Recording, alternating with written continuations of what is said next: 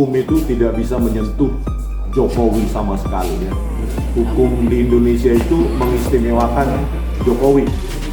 Ya, terlihat juga bagaimana Polda Metro Jaya mendatangi Solo, ya, datang ke Solo hanya untuk memeriksa Joko Widodo di ruangan lounge, ya, ruangan istimewa seperti hotel, ya, hotel bintang 5. Sementara kami waktu pertama kali saya diperiksa begini tempat duduknya, begini persis, tanpa ada sandaran. 6 jam saya di sana, 6 jam saya. Itulah perbedaan perlakuan.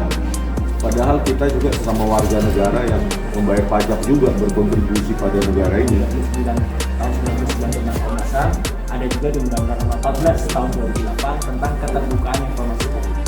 Jadi apa yang kami tulis, insya Allah apa yang kami teliti dan selama ini adalah merupakan sebuah hak asasi manusia, hak asasi peneliti untuk mengkritisi kita pernah punya pemimpin yang ternyata sama seperti yang tadi disampaikan oleh Prof. itu aslinya tidak memiliki ijazah, ya. Confirm itu ya, karena skripsinya juga abal-abal, tidak ada lembar pengesahan dan tidak ada pengujiannya. Berarti itu tidak pernah diuji, berarti tidak pernah lulus, ya. Dan transfer nilainya juga abal-abal, masa transfernya tulisan tangan. Sempat dijawab juga oleh para termul.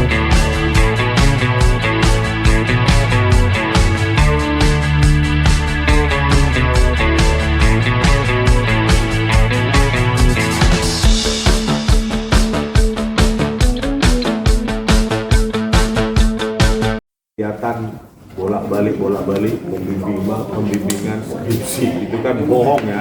Sebagai presiden itu nggak boleh bohong harusnya. Presiden can do no wrong katanya, ya. Bahkan berbuat salah pun nggak bisa, apalagi bohong. Harusnya kan presiden punya moralitas yang tinggi, yang menjadi contoh bagi kita ya. Itu laporan pertama. Laporan kedua adalah kekecewaan saya terhadap penjelasan dari Dirtipidum, ya. Untuk menjelaskan bahwa lembar pengesahan pembimbing skripsi Joko Widodo hanya diraba dan dirasakan langsung disimpulkan handpress dan letterpress. Padahal saya banyak bukti ya, banyak analisa membuktikan bahwa itu adalah produk dari digital print atau dengan word processor yang sudah modern. Jadi kepolisian ini kan sudah terbiasalah memanipulasi barang bukti itu, yang penting menjilat penguasa itu udah biasa. Ya, jadi oleh karena itu saya laporkan. Kita lihat kontinuitas atau progres dari laporan tersebut. Kalau memang Republik ini masih menjalankan prinsip equality before the law, ya, Polda DIY harusnya menindaklanjutinya. Kalau tidak, maka semakin membuktikan bahwa hukum itu tidak bisa menyentuh Jokowi sama sekali ya. Hukum di Indonesia itu mengistimewakan Jokowi.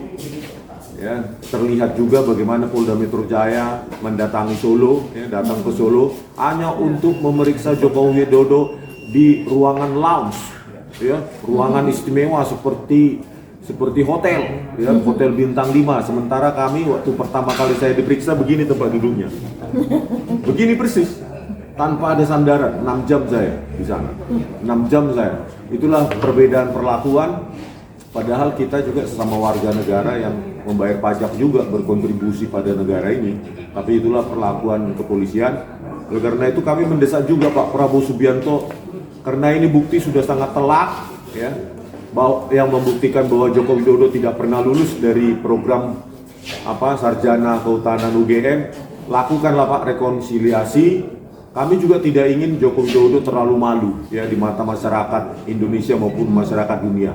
Lakukan rekonsiliasi, pertemukan, panggil Joko Widodo untuk mengaku, minta maaf kepada rakyat. Itu aja yang saya saya minta, saya desak kepada Presiden Prabowo. Karena kalau kami ditangkap, ini tidak akan selesai. Karena apa?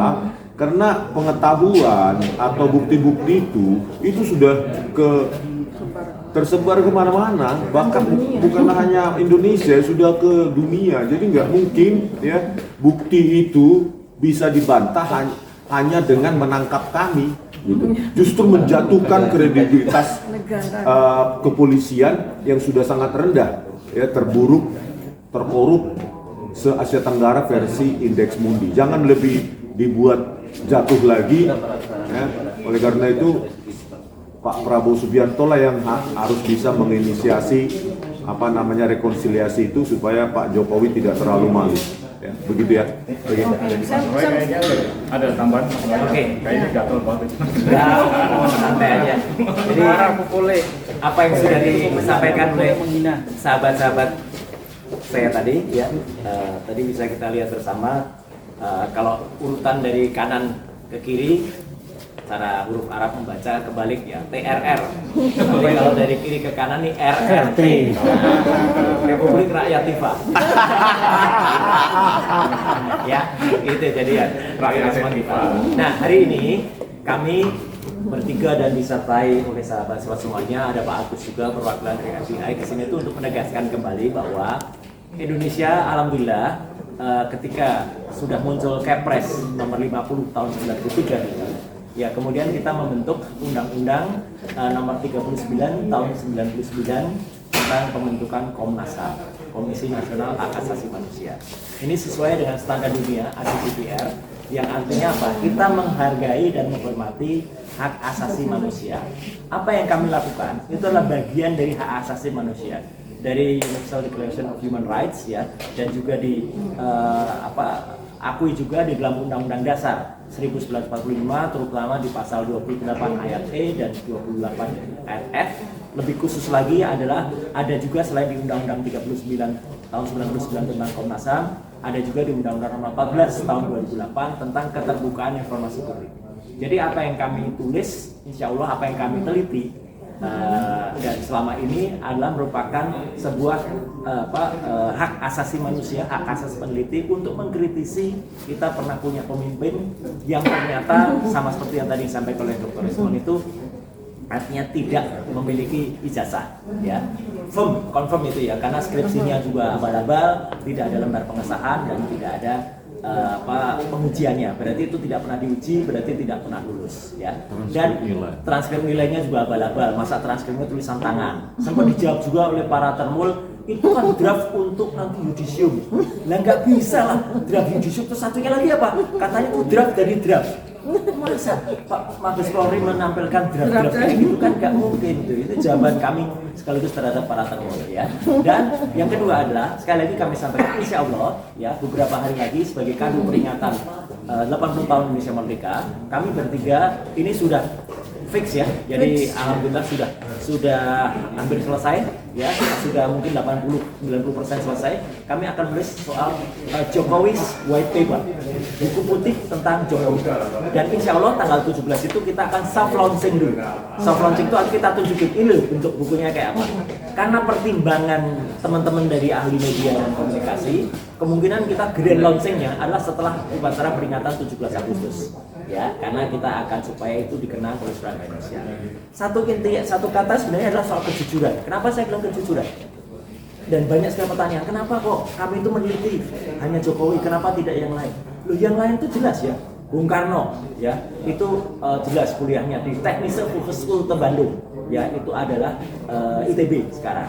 Yang kedua Pak Harto jujur, sekolahnya hanya sekolah rakyat. Ya, Pak Habibie jelas di Jerman ya, itu adalah sekolah yang clear banget ada di Jerman. Gus Dur itu ada dua, selain di Yordan juga ada di Mesir, ya itu Gus Dur. Ibu Megawati jujur, ya meskipun beliau pernah di Unpad dan beliau nggak selesai, beliau pakai ijazah SMA, nggak apa-apa. Pak ijazah SMA bisa juga untuk presiden. Pak SBY jelas di IPB. Jadi ini sekaligus kritik saya terhadap Jokowi. Ya, kalau memang SMA, yang aku saja. Pakai baju SMA saja kayak gini. Nah, ini SMA saja. Ya. Tuturi Handayani. Itu sama baju SMA. Kenapa ngaku S1? Ya. Posisinya makanya posisinya ketutup. Posisinya ketutup. Itu